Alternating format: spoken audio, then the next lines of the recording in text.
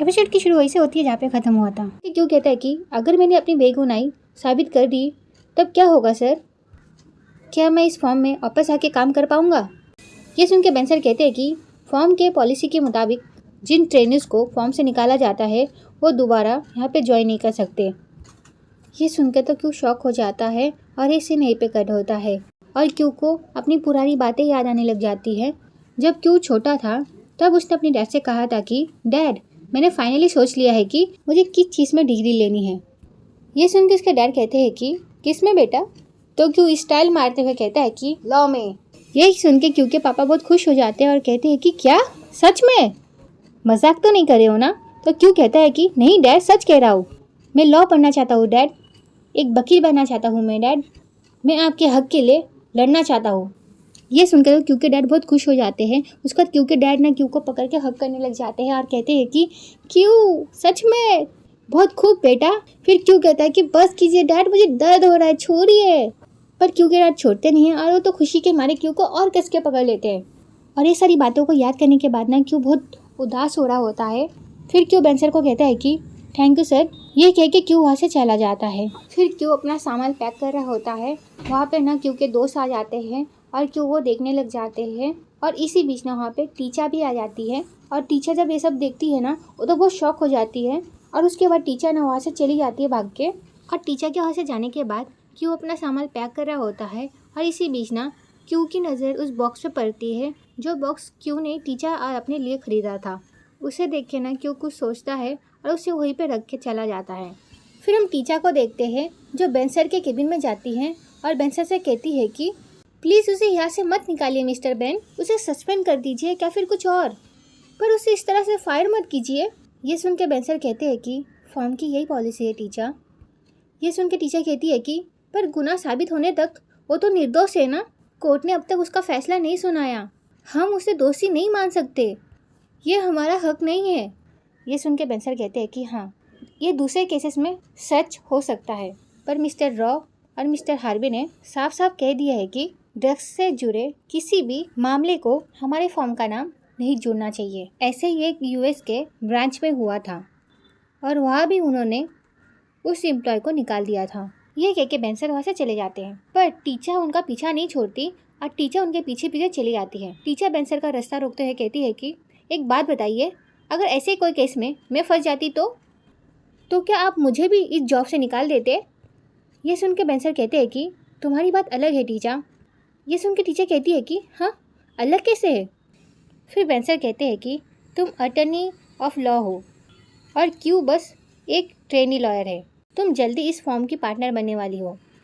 अगर तुम निर्दोष हो तो फॉर्म तो तुम्हें डिफेंड करेगा ही ना। ये सुन के टीचर कहती है कि आप क्यों को डिफेंड क्यों नहीं कर रहे हो।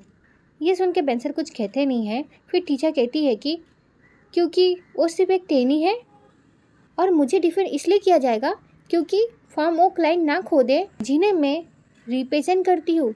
ये सुनकर भी ना बेंसर कुछ कहते नहीं है। फिर टीचर कहती है कि मिस्टर बेन, एक बात बताइए मुझे, अगर कोई पॉलिसी नहीं होती और फैसला लेने का हक सिर्फ आपका होता तब आप क्या फ़ैसला लेते मिस्टर बेन?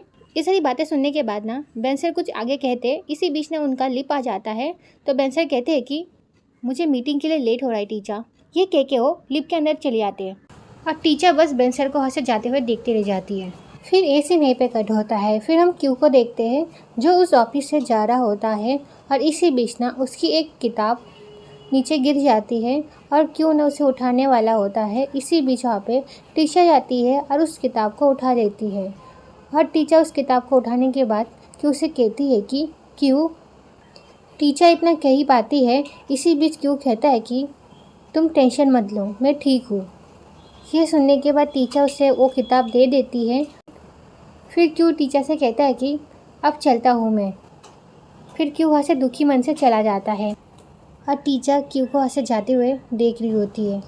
यहाँ पे टीचर को भी क्यू के लिए काफ़ी बुरा लग रहा होता है, पर फिलहाल टीचर भी क्यू के लिए कुछ नहीं कर सकती। फिर ऐसे नहीं पे कट होता है। फिर हम मिस्टर बेन को देखते हैं जो मीटिंग के लिए जा रहे होते हैं और टीचर की बातें सोच रहे होते हैं कि टीचर ने किस तरह से मिस्टर बेन से कहा होता है कि मिस्टर बेन, एक बात बताइए, अगर कोई पॉलिसी ना होती और फैसला लेने का हक सिर्फ आपका होता तो आप क्या फ़ैसला लेते मिस्टर बेन? और ये सारी बातों को मिस्टर बेन सोच रहे होते हैं और वो भी थोड़ा परेशान हो रहे होते हैं और ये सीन यहीं पे कट होता है। फिर हम क्यू को देखते हैं जो ऑफिस से जा रहा होता है और बहुत उदास होता है। फिर हम टीचर को देखते हैं जो क्यू के लिए बहुत परेशान हो रही होती है और टीचर ना क्यू के टेबल के सामने जाके खड़ी हो जाती है और वो क्यू के बारे में सोचने लग जाती है। और इसी बीच ना टीचर की नज़र उस बॉक्स पे पड़ता है जो टीचर को क्यू ने दिया था। फिर टीचर उस बॉक्स को लेती है और वो क्यू के बारे में सोचने लग जाती है। टीचर उस बॉक्स को लेती है, उसे खोल के देखती है कि उसमें क्या लिखा है और उसमें क्या लिखा है ये तो हमें बताया नहीं जाता, पर ये देख के टीचर शॉक जरूर हो जाती है। फिर ऐसे नहीं पे गड होता है। फिर हम टीचर को देखते हैं जो क्यू को ढूंढते हुए ना उसी गार्डन में पहुंचती है जहाँ पे क्यू और टीचर पहले बैठा करते थे।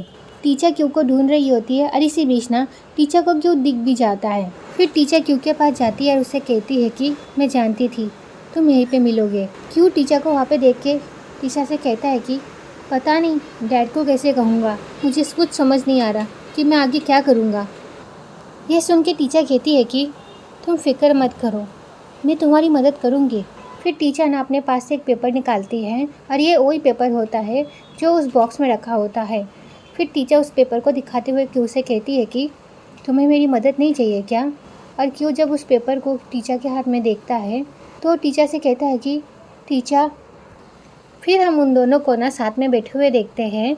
फिर टीचर क्यू से कहती है कि तुमने ही मुझसे कहा था ना किसी का भी नाम लिखकर उस बॉक्स में डाल दो और वो इंसान तुम्हारी मदद करने आ जाएगा। ये सुन के क्यू कहता है कि ये सच है टीचर, लेकिन बात ये नहीं है।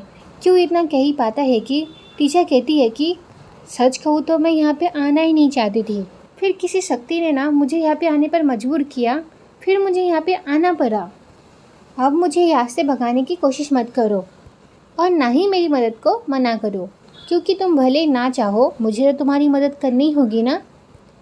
ये सुन के क्यों कहता है कि तुम्हारा शुक्रिया। ये सुन के टीचर कहती है कि तो फिर तुम अभी भी यहाँ पे क्यों बैठे हो, चलो चलते हैं। ये कह के टीचर खड़ी हो जाती है और क्यू को भी चलने को कहती है। फिर क्यू कहता है कि मुझे नहीं पता कि मैं डैड को कैसे कहूँगा। वो चाहते थे कि मैं वकील बनूँ, उन्होंने मुझे बहुत सपोर्ट किया, लॉ स्कूल ख़त्म होने तक उन्होंने मेरा साथ भी दिया। ये सारी बातें कहते हुए ना क्यू बहुत इमोशनल हो रहा होता है और टीचर उसे संभाल रही होती है। फिर क्यू कहता है कि अब देखो मुझे, मैं एक लूज़र हूँ। यह सुन के टीचर कहती है कि अगर तुम खुद ही अपने वकील होते तो इस वक्त तुम अपने आप को क्या सलाह देते। यह सुन के क्यों कहता है कि शायद मैं कहता कि इसी वक्त अपने घर जाओ और घर जाकर सारा सच बता दो, ऐसे भी एक ना एक दिन उन्हें सारी बात पता चली जाएगी। अभी हमें एक बहुत बड़ा प्रॉब्लम सॉल्व करना है, चीज़ों को उलझा कर अपनी प्रॉब्लम और मत बढ़ाओ। ये सुन के टीचर कहती है कि तुमने खुद को अच्छी सलाह दी। ये सुन के क्यों कहता है कि लेकिन ये अप्लाई करना इतना भी आसान नहीं। फिर टीचर कहती है कि हाँ तुमने सही कहा, आसान नहीं है पर मुश्किल भी नहीं, और सबसे ज़रूरी इस लड़ाई में तुम बिल्कुल भी अकेले नहीं हो। ओके। फिर टीचर खड़ी होती है और क्यू को अपना हाथ देते हुए कहती है कि मैं तुम्हारे साथ हूँ क्यू। ये सुन के ना क्यू टीचर को देखने लग जाता है। उसके बाद क्यू भी टीचर का हाथ पकड़ लेता है और यहाँ पे ना एक क्यूट सा मूवमेंट बन जाता है। फिर ना क्यू खड़ा होता है और टीचर को देखते हुए ना वो टीचर को हक ही कर लेता है। तो ये वीडियो यहीं पे ख़त्म होती है। नेक्स्ट पार्ट के लिए कमेंट करना। Okay bye bye.